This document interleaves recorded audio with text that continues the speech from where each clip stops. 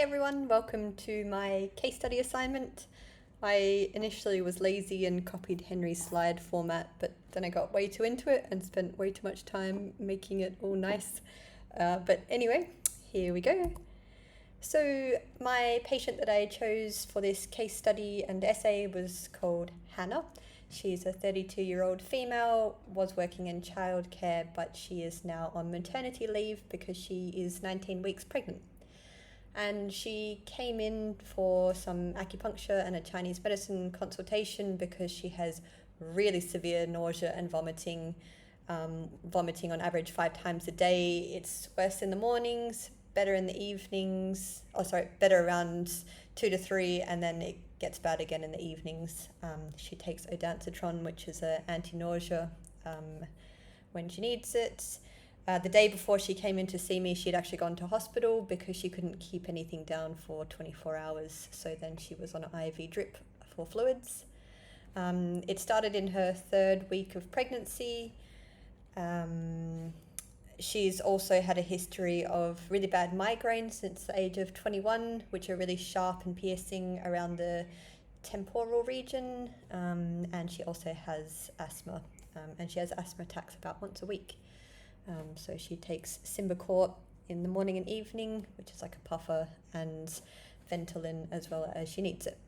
She has underlying frustration and annoyance, and also gets a bit worried and ruminates over things. Sleeps well but wakes up tired. And other things to note is that she's quite puffy. Her overall sort of like appearance is puffy, or like her body, and pale, and she's got blue bags under her eyes, dry mouth and lips, and she feels breathless at times. And since she's become pregnant, she has had a lower backache that's dull and achy and relieved by pressure. Her liver pulse was very wiry. Her kidney yin pulse was very deep and weak. So was her spleen pulse, and so was her kidney yang pulse. Her tongue had minimal coating. It was puffy, reds, and there was a slight crack down the middle and a bit of a quiver in the tongue.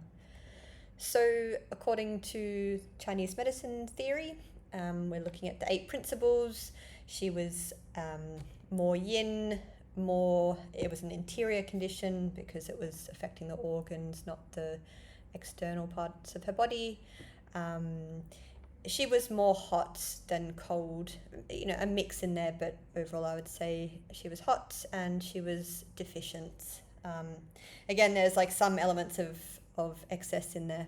Oops, sorry, I wrote yang, but I mean excess here. And then just quickly, if we're looking at diagnosing in the Zhang Fu system, we would say that her liver was in excess because she has this like frustration and the wiry pulse, and she gets these headaches, these piercing migraines in the livery gallbladder region around the heads. Her spleen is deficient, with her nausea and vomiting, and some stomach deficiency in there as well, and kidney yin and yang deficiency, as told in the pulses. And in the 5 element system, we could say the wood is in excess and it's overacting on the earth. I'm not sure if you can see my mouse here, but yeah, and that the water is in deficiency. In the fundamental substances, she would have qi deficiency. She's overall quite exhausted, and with a weak spleen, and as we know how important spleen is for qi production. She's yin deficient and a bit of yang deficient in there as well. She's got a bit of blood deficiency, I would say. She's been a vegetarian for 6 years. And I know that quiver in the tongue can be from blood deficiency as well. In the Jinglaw system, Ren channel definitely, because this is quite responsible or quite involved in pregnancy, and liver channel, spleen and stomach channel, kidney channel. So overall, I diagnosed her with liver qi stagnation, overacting on the stomach and spleen, leading to rebellious stomach qi. And the underlying patterns would be spleen qi deficiency, kidney yin and yang deficiency, lung qi, because of, she has asthma, so it's maybe a congenital lung qi deficiency, and a blood deficiency. So for my treatment principles, I opted to soothe the liver qi and tonify the spleen qi, nourish kidney yin and yang, and address the chronic migraines by calming liver yang and tonifying blood. So I did on her liver 3, pericardium 6, renin 12, kidney 3, stomach 36, and spleen 10. And I'm pleased to say it had an immediate effect on her. She went from about a 8 out of 10 nausea down to a 2. And it lasted for a day and a half, so she came and saw me quite frequently. So the alternative topic I chose to study was SAM acupuncture. I had never heard of SAM acupuncture, so I was quite interested to pick something that I had never heard of before. So SAM acupuncture is Korean, and it's part of the traditional Korean medicine system.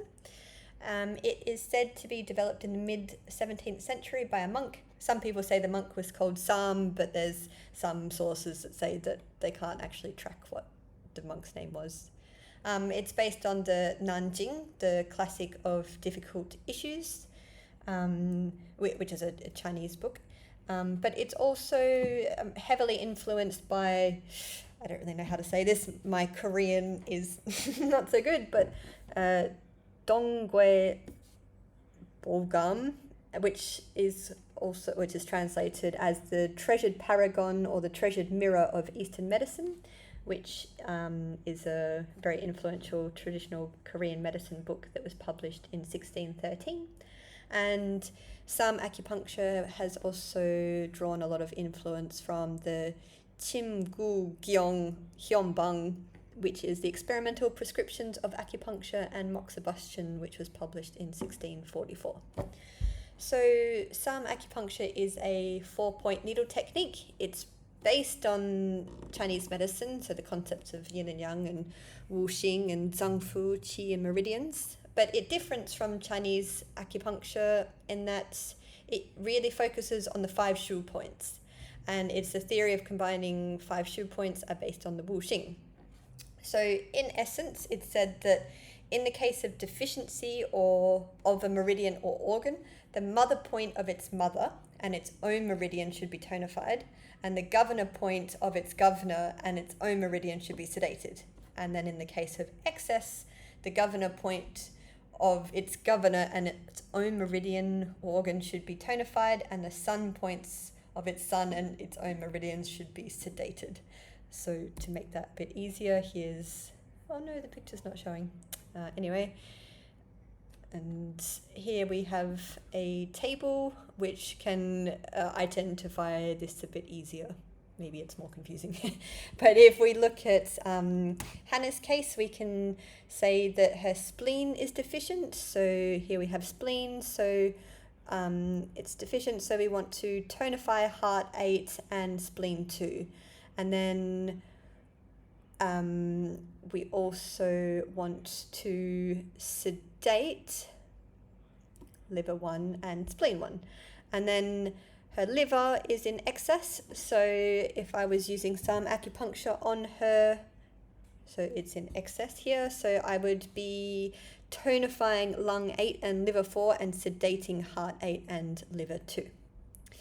Hopefully that makes sense. Now, I was reading through this and I was like, I'm sure this is used in Chinese medicine that we've learned. So here's a screenshot from a slide from Deborah Betts's lecture from our first semester of Chinese medicine at the New Zealand School of Acupuncture. But it seems to be a bit of a simplified version. So we're just saying in depletion, reinforce the mother, and in repletion, reduce the child. So this is a little bit more, it involves 4 needles, so a little bit more complicated. But yeah, I also chose Sam acupuncture because when I looked into all the different options, or Japanese acupuncture and the others on there, but I particularly chose it because I found a really good journal article that said that Sam acupuncture is frequently used for treatment of functional dyspepsia and would therefore be affected, and that's like nausea and vomiting and sort of like general stomach problems. So therefore, I thought it would be quite effective in treating the main complaint of Hannah, which was her morning sickness. So yeah, both Chinese medicine and Salm acupuncture aim to restore harmony within the body, but they do so through distinct methodologies. And that Salm acupuncture is really using 4 needles based on the 5 elements theories to regulate organ and meridian functions. And then I just thought I would include this map because you can see Korea and China are quite close, so of course Chinese medicine would have a great influence on Korean medicine. So this is my presentation and I hope you learnt something from it.